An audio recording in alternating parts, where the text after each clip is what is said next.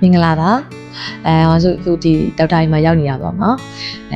ဒီနေ့ကတော့ဆိုမျက်နှာ hive လုပ်နေတယ်ပြီးတော့အရင်တော့ကတော့ဒီမှာ skin booster လေးလုပ်နေကြပါတော့အဲ့ဒါကို premium exosome လေးခုပေါ်နေဆိုတော့ premium exosome လေးလုပ်ပါမယ်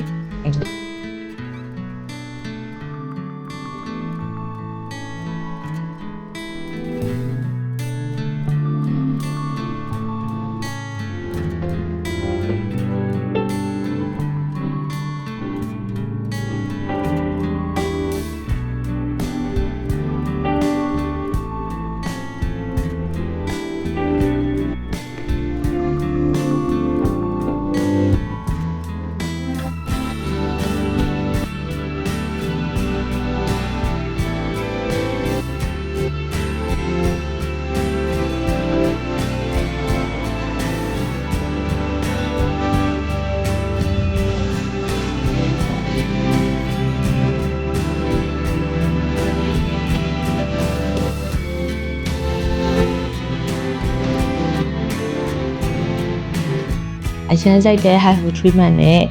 premium exosome treatment လေးကိုလုပ်ပြီးသွားပါပြီ။ premium exosome treatment လေးက